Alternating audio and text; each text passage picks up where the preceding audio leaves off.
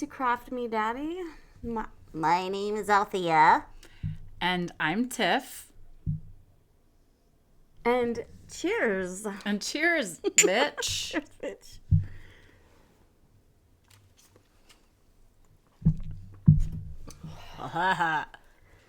So. Delicious. So today we are going to talk about the cult, Heaven's Gate, and the craft is going to be alien hats. Foil helmets. Foil helmets. Like this one. Mm-hmm. But fancier. I'm going to make a cone. A cunt. But, so, that's our simple craft today. And we're going to start with talking about the psychology of why a cult becomes a cult. When you think about, like, the crazy reasons why people go into cults, a lot of people think, well, why? Why would they believe that? Why would they do this crazy stuff? But there's methods to the way that cult leaders get their following. It doesn't just happen. You know, they don't just be like, hey, want to, like, believe, you know, in aliens that we're going to get on a ship and... Yeah. You know? Do you want to believe, like, hey, it's really a good idea if I put my finger in all of your butts and then we'll all have a better chance of going to heaven. But I was going through the Bible and it said, thou shalt penetratest thou anust. And so the only way to go to heaven is if I put my finger in everybody's butts. And so, like, hey, if you don't want to go to heaven, that's cool. More room for other people. So first I'm going to go over the, that was really sweaty. So how cult leaders gain followers. So, like, they don't just, like I said, they don't just go, join my cult. They usually begin by offering people genuinely, like, things that they want. Like, they find people to target. They're in need. They have a need. Yes. Loss. Yes. Family member died. Loss of a job. Right? They're in a vulnerable state. Or, like, something to give them hope, a purpose. So because they're lost. Yeah. So, number one, they target human needs. And then number two, love bombing. I mean, these are all just, you know, the basic things that they do. Right. They like you. They're so happy that they met you. You'd be so great. We'd love to have you be such a great contribution. Yeah. So they make them feel special prime. at first because, you know, nobody's going to, like, start out with, you know, the stuff that you have to go through in a cult, which is usually really, in this cult in particular, they're very controlled and everything they do is like they have no pleasure and stuff like that. But not just that, like when you love bomb somebody, it's only going to work on the people that have that need. Like, yeah. People who are self-fulfilled, right, are going to be like, oh, this guy's coming on really strong. This is weird. And other people who have a need are going to be like, oh my gosh, I've just been dying to feel this loved, you know? And yeah, exactly. And so love bombing is how you is one way that you pick the people. Yeah. Not that you pick, but you know who's going to stay and who's going to go. Yeah. But so number 3, so this is the part that, like, fascinates me because they somehow create the, you know, this belief system or whatever that they created to get everybody to be like, oh, okay, that's something that I want to follow. So, like, they claim special knowledge, like secret truths, hidden knowledge, divine revelations. So they create an us versus them mentality, which helps, like, them to feel special, you know? Outsiders don't understand, critics are enemies, family members are dangerous, society is corrupt. And this is also how they set up for isolation so that they don't get outside, you know, opinions that will, like family members that will be like, please get out of that situation because that threatens their cult, Yeah. a group. And then establishing absolute authority. The leader becomes the final authority, beyond criticism, the source of truth. So, like, even when they make mistakes, something that happens that might threaten their cult, like religion or whatever they believe in, they can the leader will make something else up. Which is cognitive dissonance. Yes. Yeah, so they'll make something else up and then be like, no, I'm the leader and you can't question me, and this is how it goes. This happened because of that. Or whatever. Once you're out of the system, it's a threat to the leaders to... Oh, yeah, that's right. In some of the, like, more major cults, they will kill people that try to leave. Really? Mm-hmm. Damn. Yep. Wow. Okay, so then controlling the information. Shun the non-believer. Filter what members can access. And it's crazy that, like, once they're in it, it's like you don't realize why they're not letting you talk to anybody else. But it's part of their slow manipulation. Or you're so fucking, like, in the Heaven's Gate, right? You're just like... You don't care. You don't notice. You're right. I must. This is so... Like, yeah, they believe it so fully. Yeah. That if they want to make it to heaven, the only way is to focus on this, and they can't have it both ways, and they're doing everybody a favor by, or themselves a favor, like. Yeah. So then, creating the fear is the next one. So the fear, which I feel like is also in so many systems and in society, is. Like, the Heaven's Gate fear was the world's over, the world's being recycled. Mm-hmm. So we need to, get ready for that and get onto our spaceship. So apocalypse, punishment, spiritual failure, missing salvation. Yeah, losing the group. So, like, the fear of losing the love, right? It's kind of like in a relationship, right? That... They punish you by taking the love away. So you're going to lose the love of the group and the family that you have there. Yeah. You're going to miss out going to heaven. So you're like, fine, put your finger in my butt. And then eventually you're like, absolutely, my butt is only for your finger. Oh my gosh, yes. That reminds me, it's not the same at all, but my Is this going to be an anal story? No. A lot of lube? No. It actually makes this sound really bad what I'm going to talk about, but it's just how instilling the punishment fear. Mm-hmm. But my ex totally did that to my daughter, the one that actually lives with him full time now. She would tell me, I'm afraid to tell him that I want to live with you full time because he said he's going to pull every resource away from me, and I won't, and you already are, like, struggling financially, so I won't be able to do anything.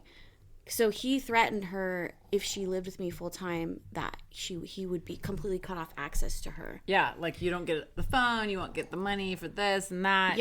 Yeah, and then he reversed it because he realized that didn't work when she lived with me full time, and then he gave her all the things that I couldn't, at that time, like a car and stuff like that. But so, like, the punishment thing is totally relatable to me because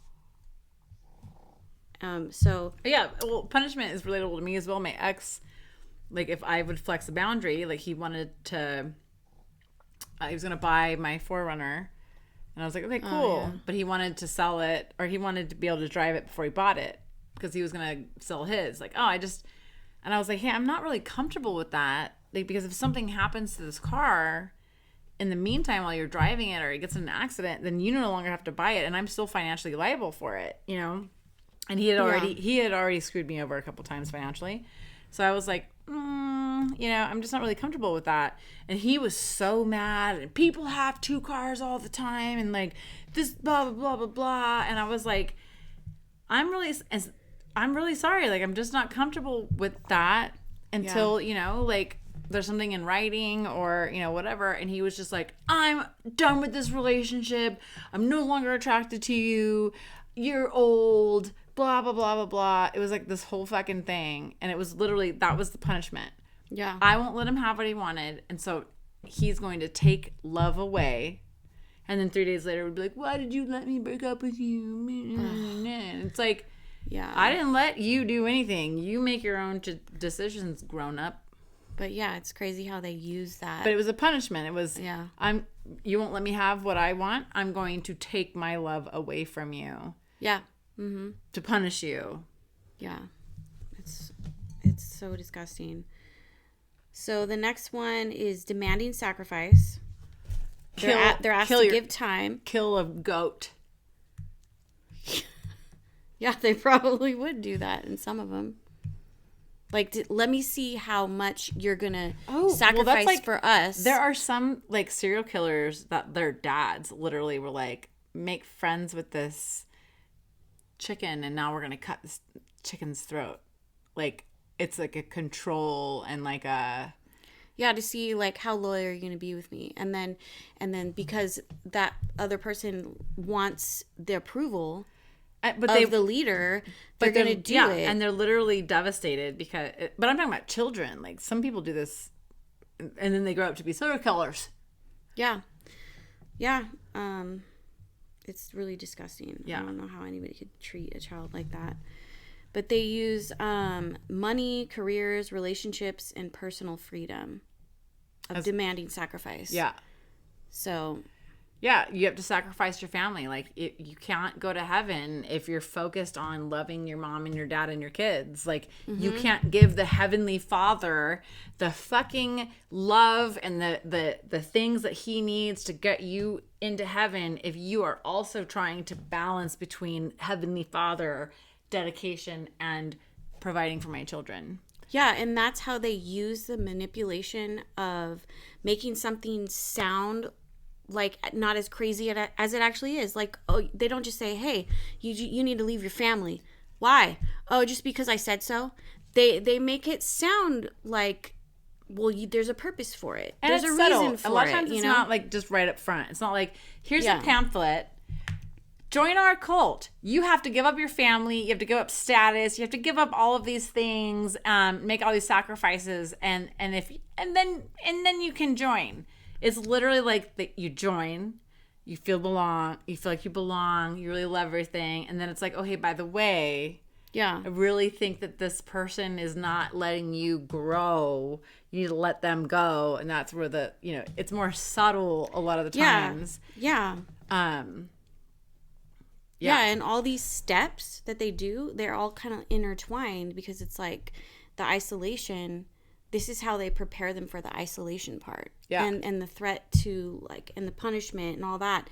It's all intertwined to condition them and keep the cult protected so that nobody leaves, so that, they don't,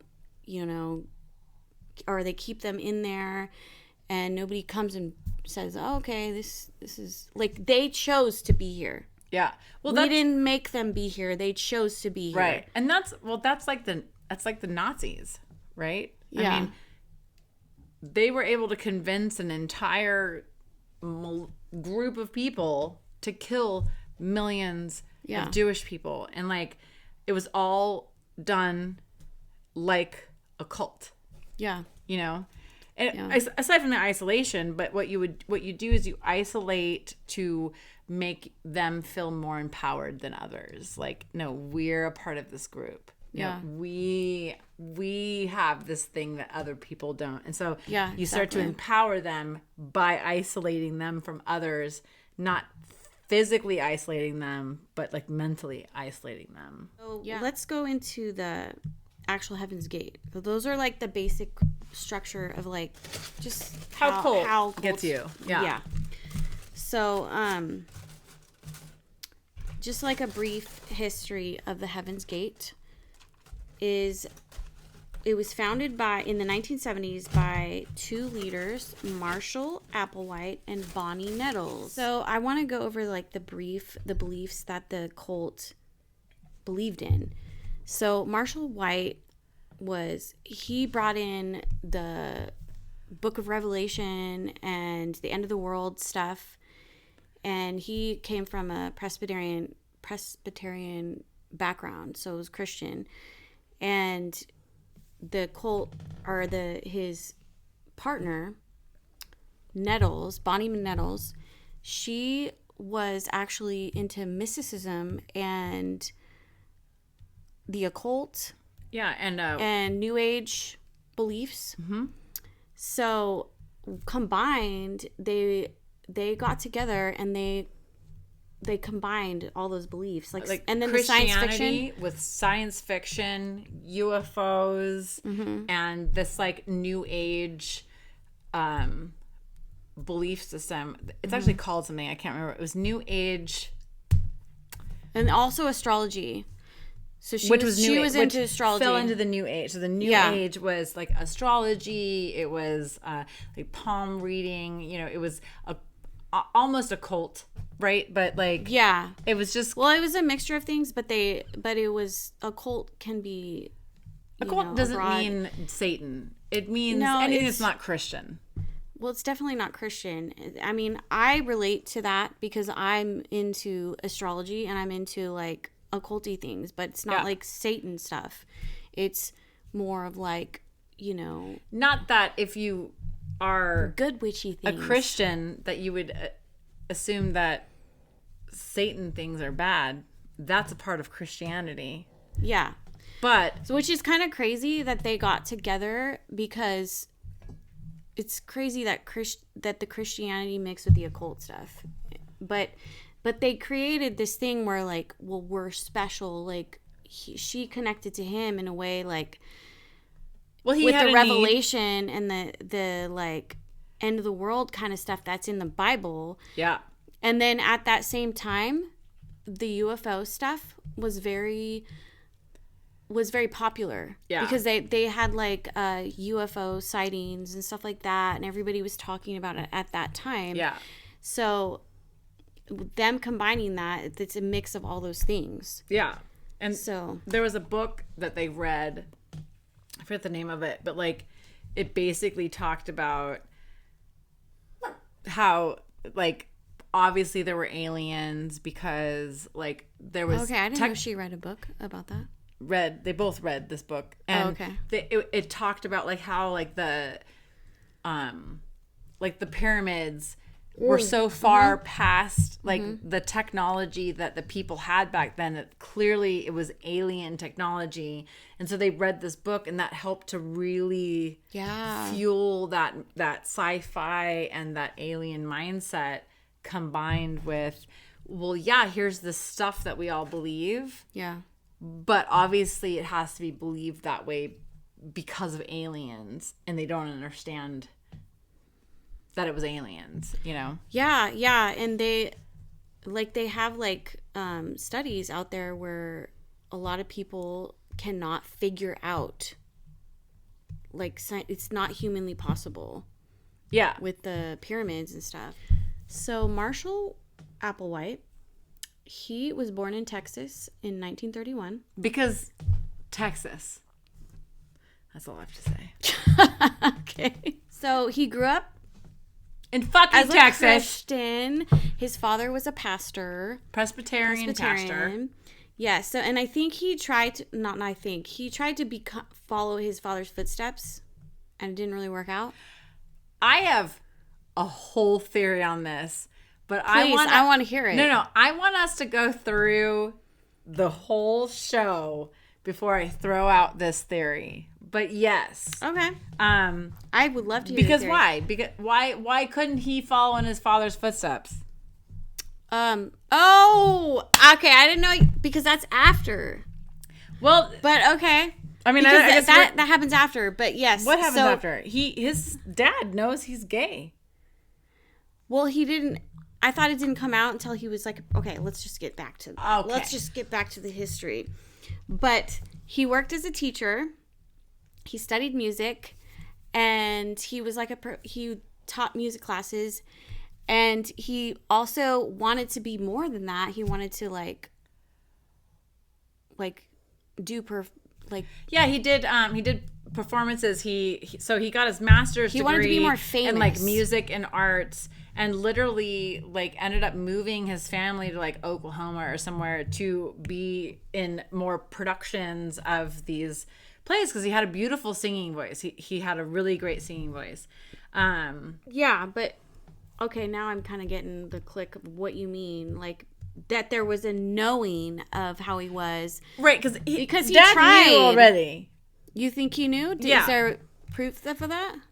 Or did you read something about it? Or yeah, I think that like it was kind of known, and there was some contention between dad and son.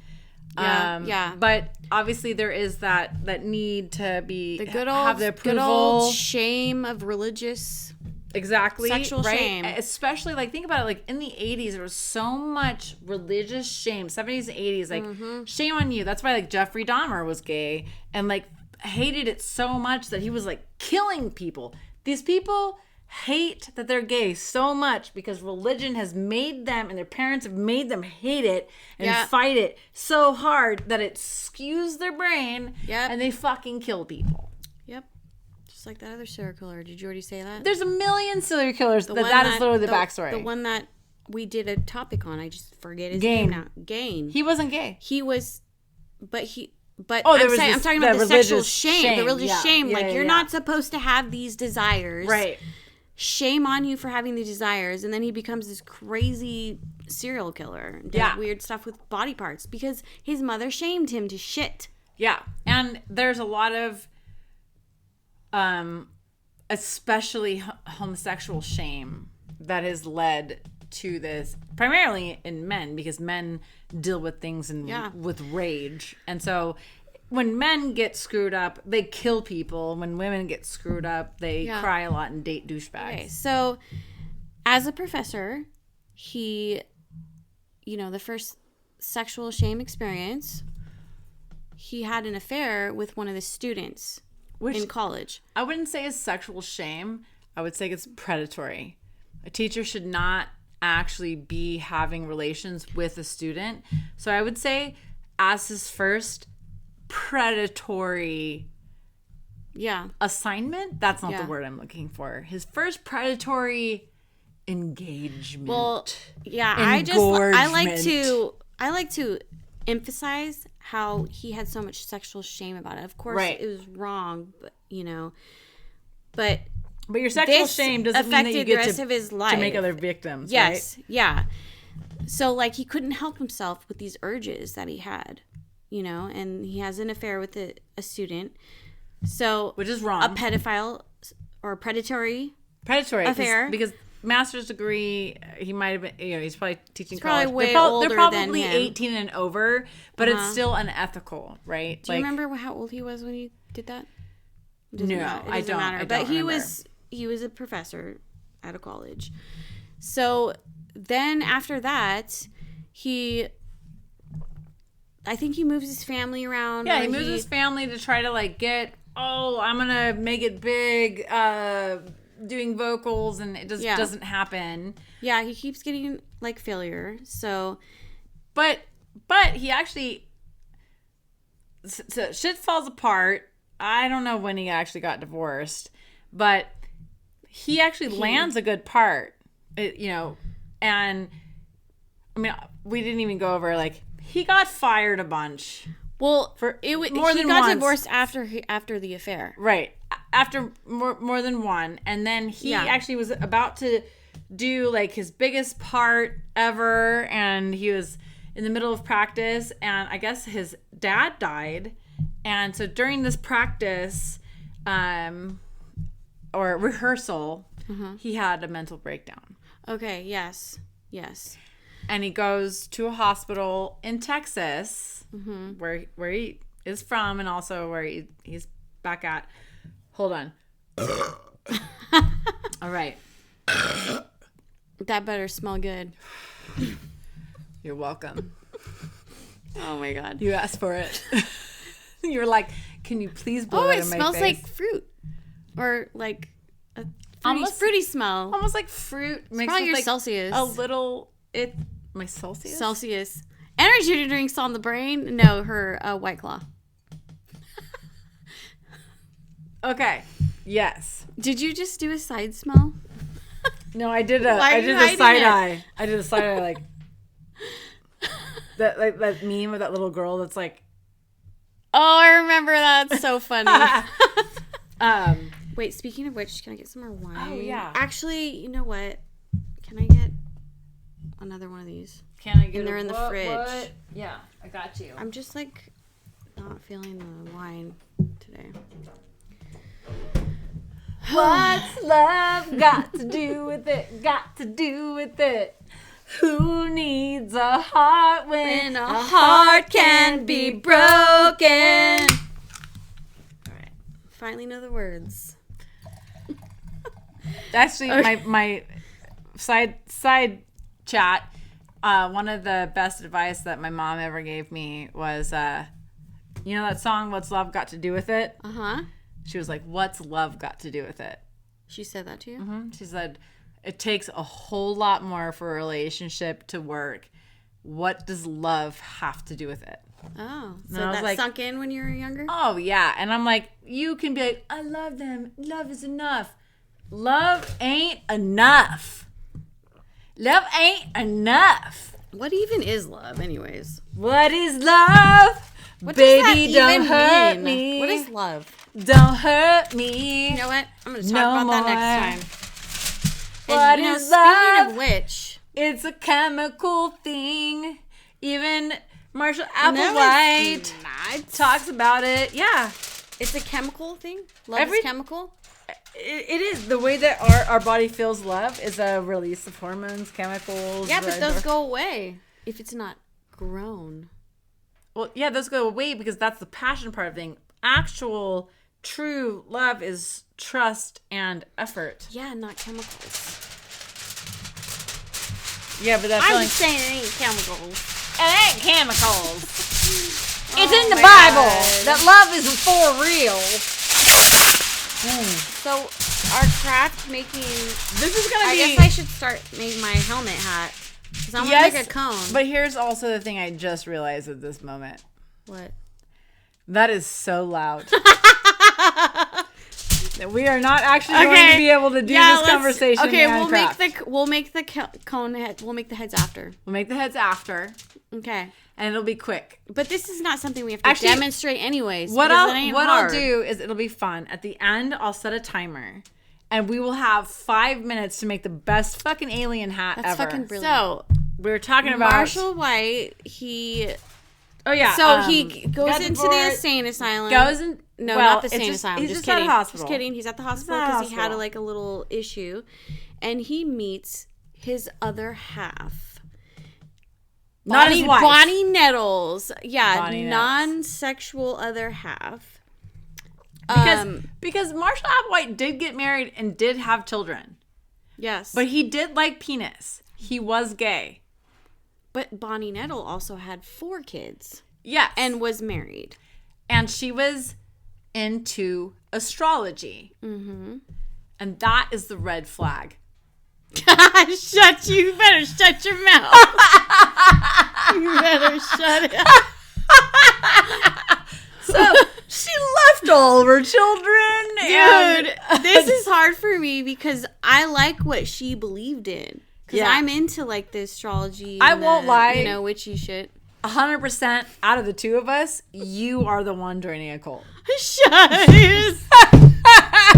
I ain't into religion. It's your religious background, the history of the loss of the identity of it, and being like, well, wait, but what am I trying to believe in now? I'm trying to find what I believe in and where I fit into the world and who I am. And you are at this exploratory phase that a fucking cult's gonna suck you right in. Well, I just got out of a Christian cult. Yes. My cult leader was more isolated. He sucks onto titties. Very specific people. Oh. He was more into other things. Anal. Yeah, we went over this a few times. But the whole mysticism part, but he was into butt. Yeah. That was his favorite part. All right. So Althea identifies with how much of the numerology and the astrology. Yeah, I like astrology and stuff like yeah. that. So I think it's crazy that they came up with this thing. But they spent like months together talking. And so in the the hospital, right, he met Bonnie Nettles. Who was a registered nurse. Yes. And like just a real brief history on her. So she grew up Baptist Christian, but then started to kind of explore her own, you know, she wasn't really identifying with it. She never really felt like she did. And so she started to explore all these other things.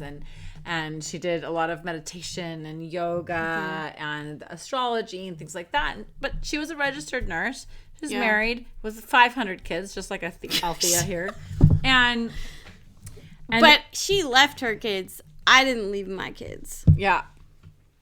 My cult leader tried to get a couple of them to be over with him. It was actually more of like Bonnie's idea where like he had this breakdown. His father died, you know, his relationship ended, he got fired from his jobs, right? And so then Bonnie's like, we're not meant for this place. You're meant for much more. And like, which triggered his like all this one, failure that he grew up with. She's the one that like fed him these like, here's what we should do. You are a star. You know. You know?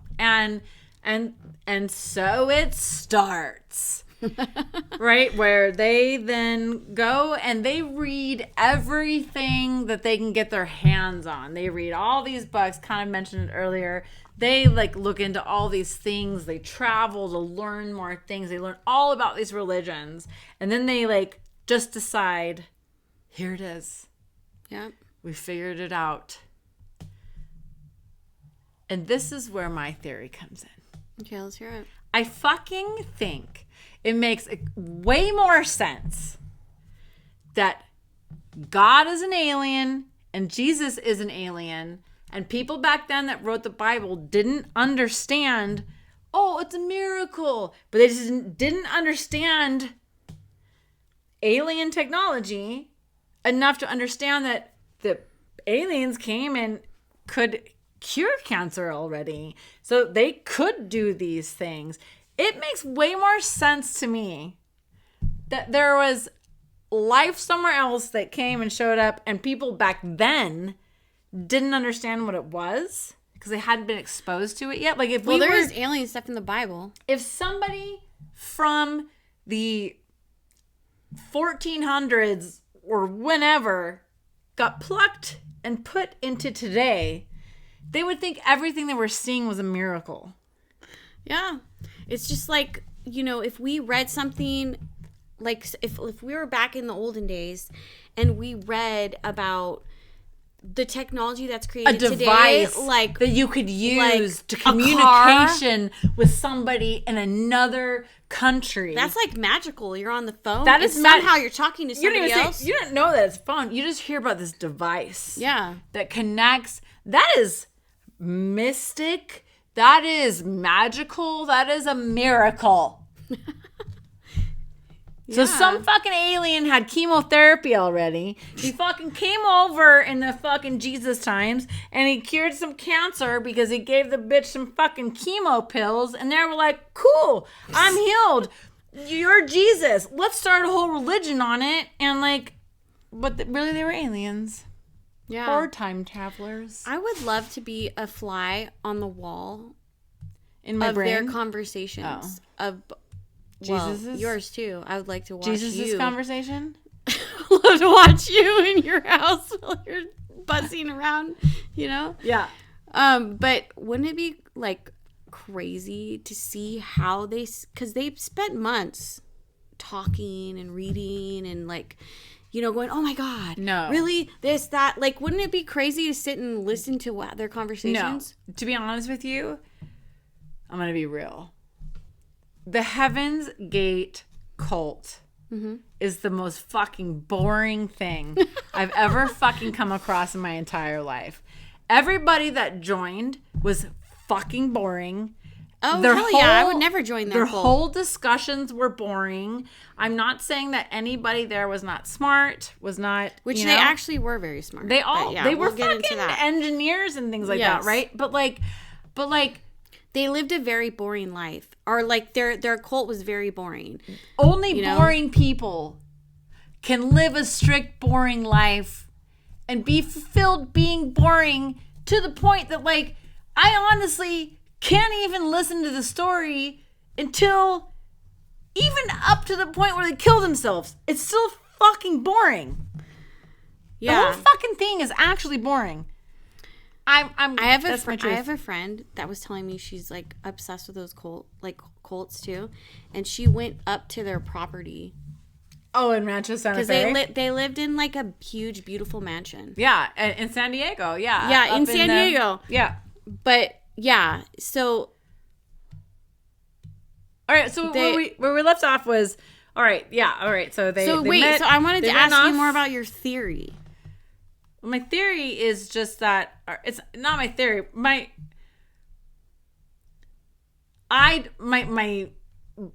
thing that I was gonna say is just that had to do with sex. Is I want to have sex with you. I thought it had to do with the sexual shame or something. No, I keep kicking them on the floor. Sorry for the noise. It's quite literally just that, like, their beliefs in the beginning when it was both of them, Nettles and Applewhite. Yeah. Like, in the beginning, it's not so far-fetched.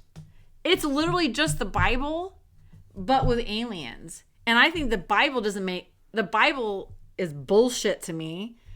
Well, to me, it's like a history book. To me, like, it's a supposedly these things really happened, and it was written by man. And then some other people later in history just created the religion to control the whole masses. A man who wanted control wrote the book, but if you wanted to believe that any of these things were true, why would it be so far-fetched to believe that the reason why these miracles happened were because they were from another planet? I don't think that that's far-fetched. Maybe those things really did happen, and the only way I would ever believe it is if there was some fucking alien that came down and was like, bro, I can help. And this was way at the end, after everything, was somebody thought they saw a mass with the comet. Yeah, that's what I mean. But then they turned it into, it's the spaceship. And but it actually wasn't. No, it wasn't at all. There was nothing. There was an amateur fucking astrologist that took a fucking picture of the comet with a star behind. Mm-hmm. And then also the way that comets work is it has 3 tails. And so, like, it was just the fact that they didn't know the science of space to understand what it was. And it is really, I mean, I don't want to jump all the way to the end, but that part was really unfortunate. Yeah, well, so let's go back to, I just wanted to say, like, it's crazy how they created the religion as Bonnie Nettles and Marshall Applewhite sat and had, like, there's all no these proof conversations. of God, and there's Christians that believe in God, so it's not weird that there's no proof of aliens, right? Yeah, but I'm just saying it's, like, amazing how they created their own belief system. Yeah, I kind of love it. Maybe you would be. I kind of love it. Cult. I mean, following a cult person. No, I'm not saying that, like, I think, go into a cult and, like, kill yourself and mass suicide or whatever. But I'm like, the thought process there's some critical thinking skills there. It's kind of like hey, we don't know. There's no fucking proof of Jesus other than this book. So there's no fucking proof of aliens other than this other book or whatever. Mm-hmm. And so, like, honestly, here's 2 things that don't really actually have any fucking proof. Yeah. Put together to try to make some sense, because Applewhite, coming from such a fucking hardcore religious background, had to be Christian somehow. Yeah. But he was such a cock lover And his fucking dad hated it, that he knew he couldn't do that religion. So he had to make his dad, this is my theory, my other theory. Okay. He had to make his fucking dad proud. He had to make his dad proud, be like, look, Dad, I know I love penis and you hate that. Because that goes against that Bible. But I have learned something different about the Bible. It's fucking aliens. And in that world, I just won't have sex with anybody because I don't want to make you angry, but I still want to make you proud by being a religious advisor to Christianity of the aliens because I'm ashamed that I want to fuck a dude in his ass. That's my theory. I like that. That's good. That's good theory. You're welcome. So back to like the time. I'll try to get back on the timeline. So they met in the hospital. Yeah, they met in the hospital. They combined their belief systems and so and our created beliefs this. combined. So then they had to. They're like, we're meant to be together. We're and I think Bonnie Nettles really instilled in him, like, you're special and we are like, we're like non-sexual soulmates. Yeah. Kind of, so and they felt like simultaneously, while this is their bonding, they're trying to recruit. Yeah. There's a constant recruit. Yeah. Trying to happen, putting that message out there, while still also developing their own connection. Yeah, so after the hospital, I don't remember what happened. I don't remember their first. I know they had a hard time getting people recruited. Oh yeah, they really first. did. So like it was like early 70s. They actually just started like exploring around and going to different camps and just trying to talk about things. And I think they got like one follower back in the day. And yeah, I think it wasn't until probably later in the 70s when they started to be able to I think they started doing like newspaper ads and things like that. And they started to get more people. I'm trying to remember. Didn't they have like a meeting or like several meetings? I mean, they've gone through several waves of recruitment. They called it like a wave. And there was like a second wave that happened. And didn't they at one point get like 200 followers? Oh, yeah. At one point, they had a ton of people. They had put an ad in, and it reached a bunch of people, and they were like, "Oh!" But that was when it was still Bonnie and Applewhite, which this is where we get into like they end up starting to call themselves different things throughout the whole religion. Bo and Peep, blah blah blah blah blah. But they end with Doe and T. Marshall Applewhite being Doe and Bonnie Nettles being T. And I heard somewhere that the reason she wanted that name for herself is because she loved the movie Sound of Music. All right, so they start recruiting, they start getting followers. Right, it's 70s going to the 80s. They're traveling. They're making it really hard for people to actually join this cult. Right, they literally will have somebody and be like, hey, if you want to find us, you got to meet us here. Well, how long? Look here for this address and then see what it says. And they'll go to this book. And then I heard that they sometimes would even show up. Damn. Yeah. Well, and that's exactly what happened was this one person like went to this book, read the address, went to Mount Diablo, and was like, I see that there's proof of there, and then they showed up, which we don't really know if that's like planned or not, but it does really drive home that like this was fate. Yeah. That I was supposed to be here at this time, right? Yeah, so that kind of ruins their count. But like because people overall like they were not focused on getting a number of people. They were focused on I think they really believed in their mission.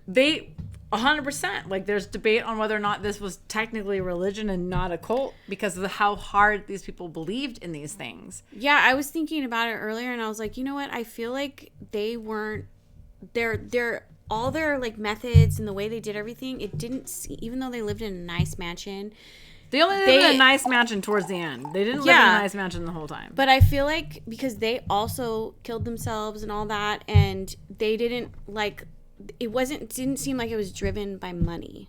Like it seemed wasn't. like they were completely hardcore believers in what they What was built. super different about this cult than a lot of other cults is there was no sex. Yeah, exactly. And there's no pleasure. money. Like, and they did it themselves. The cult leader wasn't demanding like sex and controlling all the people in a way. They controlled them, but it was more like there was to protect their. It was, but it was cult. also discipline. It was like our bodies need to get ready for this heavenly thing where we only need a sun. So let's go on these different fasts and let's only eat certain things and only be vegetarian. But they did it themselves, and they weren't trying to control anybody with it. And that they would say like, hey, but it is control. Hey, this I'm not saying it's not control. I'm just saying like they weren't doing it to control them, to serve them. It was more like we all have to do this. No, but if they didn't do it, they got kicked out. They called it something. There was 19 of them that like didn't make a cut and got kicked out. And they were deemed not good enough. And what that does again is reinforces that cult mentality where the people that are left are now like, we're so fucking lucky to be here. Yeah. We're going to try even fucking harder, right? And like I fully still believe it's a cult. It's just the cult leaders were different. I feel like they were different because a lot of cult leaders are about sex. It wasn't about like themselves. They believed in the mission themselves. Right, they did. They actually believed in it. But like I think that like when they were together, it was different. But then Bonnie Nettles gets fucking cancer. So first she gets cancer of the eye, and that's remove her eye. Then later, very shortly after that, they determined that the cancer is in her liver, and they found it late. So it's like 3 weeks she fucking dies. That goes against everything that they had been talking about, because before it had been, hey, we're physically going to get on to a fucking UFO and get taken the fuck out of here. Now plans got fucked. But now our elder, who is supposed to already been passed and is clearly this alien from his other place that's going to lead us to this other place, she was not supposed to die. She's supposed to help us get, And so that left Applewhite sad that his partner of like, this is like 20 fucking years or some shit she dies. Sad that he's alone and she has died. Not sure what to do. This is where the cognitive dissonance shows up, where you hold two beliefs that are fucking contradictive. Yeah. Right? And like, so he then has to fucking wing it. Mm-hmm. What do I do now? Because she's been the driving force. My muse is gone. Yes, exactly. And like, all of a sudden, he has to lean into what he knows. And what he fucking knows is fucking revelations. Mm-hmm. And the way I think about it is, he fucking hates his life. He had this not asexual life mate, whatever you want to call it, heterosexual and life urges mate, whatever. He couldn't fulfill. He was super gay. He had other gay people. You weren't allowed. There's so much about this cult that we're not going over. Like, we definitely think you should look into it more. His heavenly partner dies. Mm-hmm. And that goes against the fucking plan. So now he has to wing it. And it literally is, oh, I remember that she had mentioned that she won't be here the whole time. There's this little, and then there's, and then this, and then there's that. And then he starts upping the control, the dieting, the different things. So is that when the like strict life, like you have to eat applesauce at 9:00 exactly, and then you have to. Is that where it started? Yeah. After Bonnie died? Things started to get more strict. Things were still strict with Bonnie, I won't lie. Okay. There was still like that time where they had to check in every 12 minutes with them, and they had to have like the special time where they like had to reflect and literally learn to be bored and boring. I literally was watching the documentary, and they had come from a meeting where they're trying to recruit new people. This is after Bonnie died. They're trying to recruit new people. So they're going out. They're going to other cities. There's like different branches of people, like groups of people going out and like trying to recruit people. And so there's a video of them in the car, and they're like making these jokes, and they're all laughing. And I was like, they're not funny. What were they? What kind of jokes were they? It was just like, I didn't see that. Oh, they were like what you said. They were like a bonehead. And they're like, yeah, that was a real bonehead move. Oh Yeah, my God. like maybe that was like God just wanted us to learn what a bonehead was. God. It was Oh, you awful. You disturbed. Freya's a bonehead. Freya, come here. Oh, Freya. Come on. Come here. She's the sassy one. She's tired. We went to the beach today. She Freya's a smells bonehead. good. We're I can talking. smell the good clean We're smell. talking about Heaven's Gate. How do you feel about that? Oh, She wants some of your wine. Oh my God. Nom nom nom nom nom nom nom nom nom. You little fucking pug. Yeah. So, anyways, so like Bonnie Applewhite, Bonnie Nettles dies. T dies. Right. Everybody's in shambles. Everybody's, and that's when Marshall Applewhite starts to go off the fucking chain, and just goes here and goes there, and we're summing it up because now we're getting close to the end of our show. But that's when it's like he gets to a point where he's like, what do we fucking do? Right? Like, like we've already hit so many points where what we thought was going to happen haven't happened. Bonnie fucking dies. Now I'm devastated, but now also that has thrown things, and there's all these people leaving because of each of these different events, right? So it's happening over and over again. People are leaving. Oh, this isn't what you said. They're leaving, right? So they went from like 200, and then at the end they ended up with the 39. The 39. Okay, right. And I want to talk about the castration really fast. It's like 5 to 8 that we can find when we're watching all the documentaries and reading all the books that actually castrated themselves. Mm-hmm. But I got to tell the story of the first one. So there was like 2 people. It was not Marshall Applewhite that even proposed it. He was not the first one to do it. It was somebody else, because after Bonnie Applewhite died, he became so susceptible to all these other like really powerful members. He started listening to other people, and somebody was like, "Oh, if we're I didn't know this stuff. If you want to have sex with the person next to you, you should cut your balls off." Because if your eye offends you, pluck out your eye. The religious shame. Right. And so there was 2 people who were like, I want to do it. Oh, no, I want to do it. I'm going to castrate myself first. Right. And it's just balls. Right. Somehow, I don't remember how they decided who was going to go. But one guy went first. And they had a nurse that worked there that used to work for a doctor that castrated people. Because they said that it wasn't like they didn't look like they did it themselves. It looked like professionally done at the end, but in the beginning, the first one that ever happened, they had the nurse from another doctor do it. Had all the stuff ready. That was one of the cult members. Yes. Oh, okay. And so what happened was, she did the surgery, and then like his scrotum started to swell really bad, and they were like, oh my God, we need to take him to the doctor. And they're like, we can't, because then Marshall Applewhite will get in trouble. And it was this whole thing, and Marshall Applewhite was literally like, I have literally let this go too far, like, you need to take me to the police. He almost dies. He doesn't die. He gets to the doctor. He gets the care that he needs, right? And then but Marshall Applewhite was like, no more castration. But then they found a doctor that was willing to do it the right way. Marshall Applewhite was not the first one at all. And so like that, castration, like that was not something that he required, but that was something that like, I feel like he was so lost after Bonnie died that like somebody else suggested like, this is something that makes sense and we should, and it was just like, yes, we should. He started to like take that in as well. And anyways, they cut off their balls, and one guy almost died. And anyways, did he die? No, he didn't die. He lived without balls until he killed himself. Okay.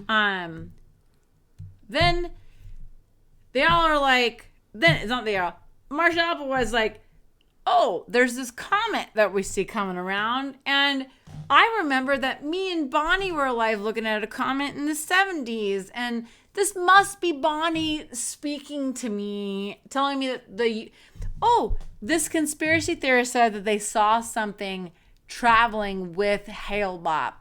That must be the spaceship. And instead of now physically going to go on this fucking ship, now he's decided that the only way to get to the ship is to kill yourself, which is not killing yourself. So it's releasing this is when the vessel. So after Bonnie died is when they created the belief that they had to go on the spaceship? It is not when it is when Marshall Applewhite created. He literally, before that, he had a ceremony where he let them all buy wedding rings to marry him. To marry the Heavenly Father, since he's the only elder member now, right? So he's like literally getting them all to just believe in him, you know? And I'm sure at this point, this guy's, we learned this later, has full-fledged heart disease. This motherfucker's going to fucking die. And he knew that?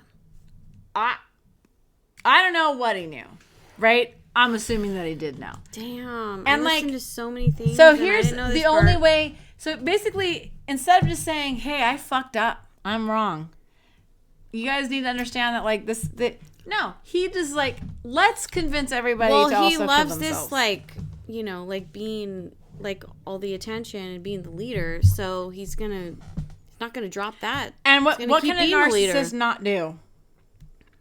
Be wrong. Well, exactly. Say and sorry. That's exactly what I was thinking. I made a mistake. Yeah. So he creates something else. Let's kill ourselves. So he keep getting get on the plane to fucking heaven. On an alien plane to heaven. And they lost a lot of members. A lot of members dropped because of that.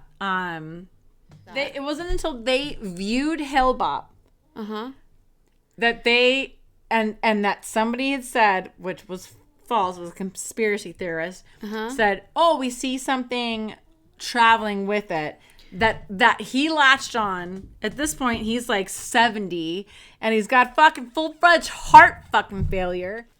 I think that, like, when you start, like with Marshall Applewhite, right? Who knows what, you know, I think he was fueled because he wanted to fucking prove to his dad he could be a preacher. I think he was gay and he knew it was bad, so he tried to fight the gay.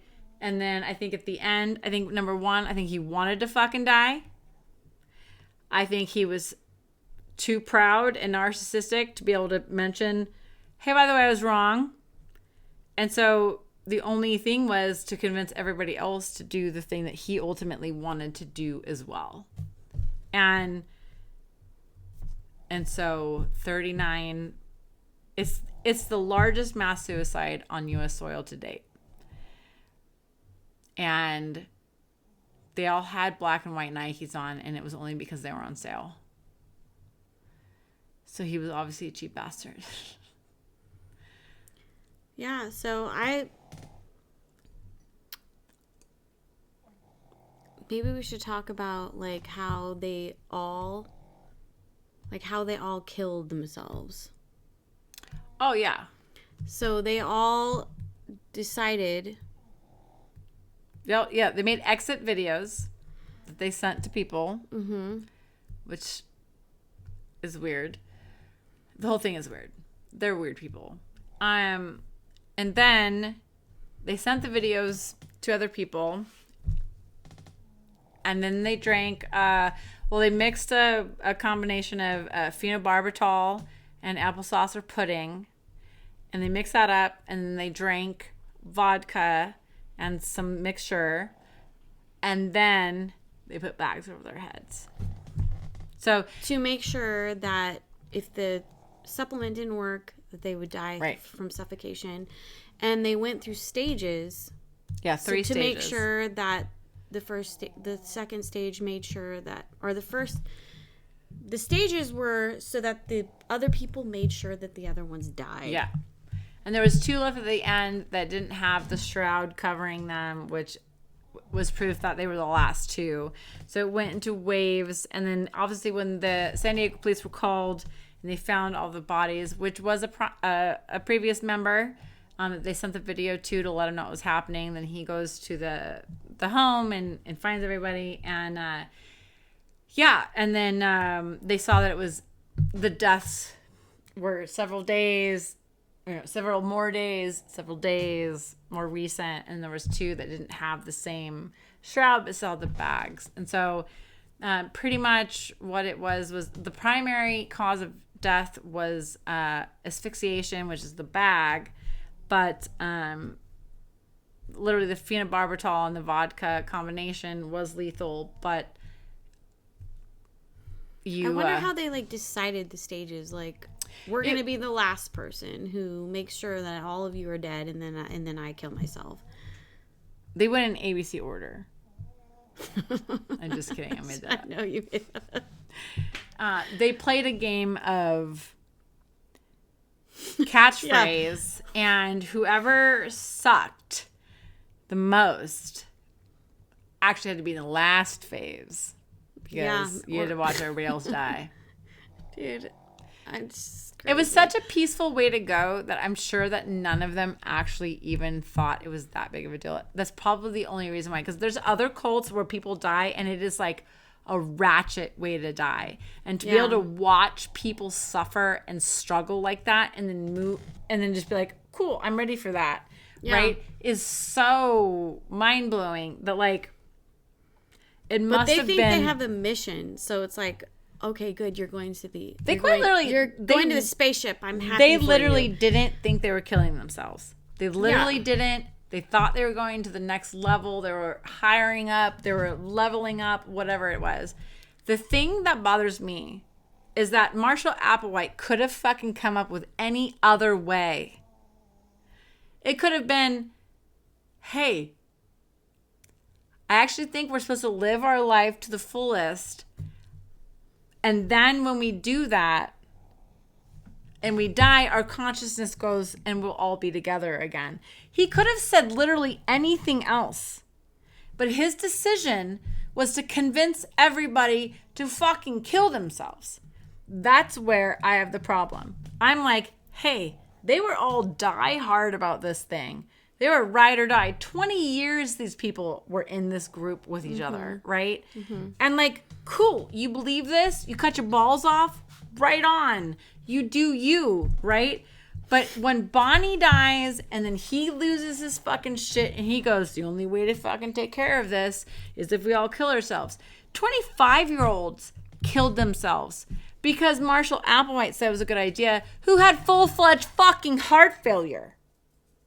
Or heart disease or, whatever, some heart shit. And honestly, he could have said anything else. He could have said, honestly, what I think.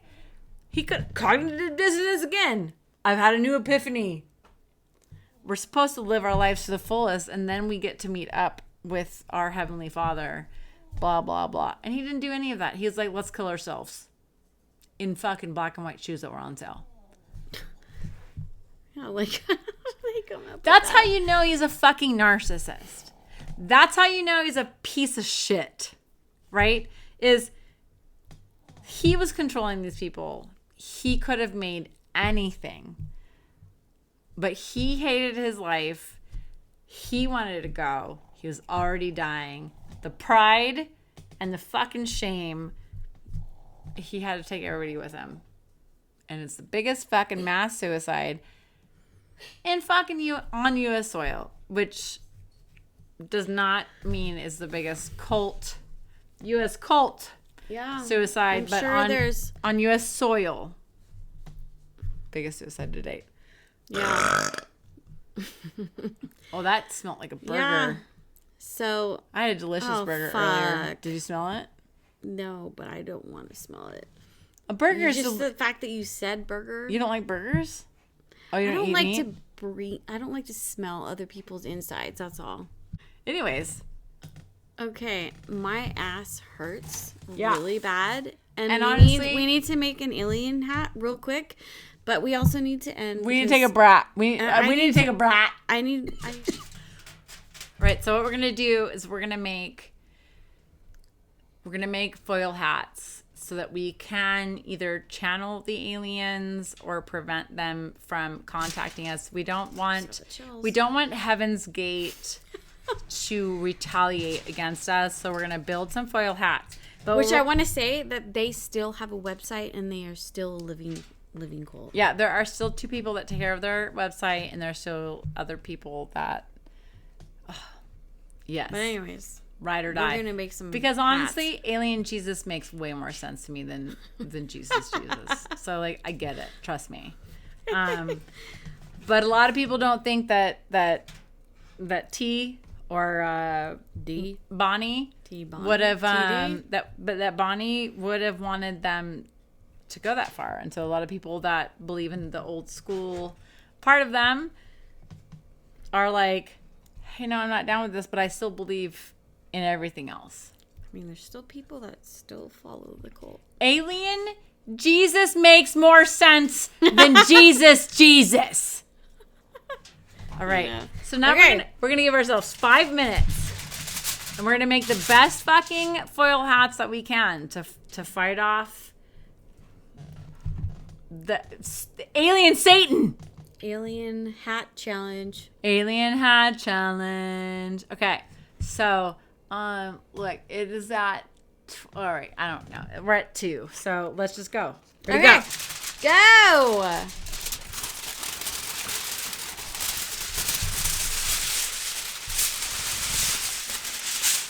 I am gonna get all of the TV channels, and you're only gonna get one.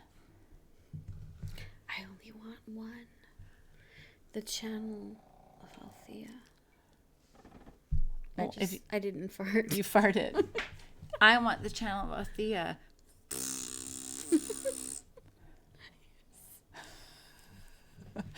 Like, oh, is that all that happens on the channel of Althea? So tell me about your horns. What horns? You have 3. These are my channelation devices. Is the one in the back the one that goes The one in the back is the one that picks up on the better signals, and then it dials in the smaller ones to be like, you know what? I found the better signal. Now let's enhance that better signal with my other 2 horns and make optimal signal. Sorry, I woke up your dog by slamming. Yeah, You have to let me put my finger in your act butt you're if you want to acting use like hot you're glue. Mean, but I know you would let me because you're just kind in heart. Ah! Oh So yeah. rad. By the way, I changed my clothes. What the fuck? Oh, that's cute. Okay.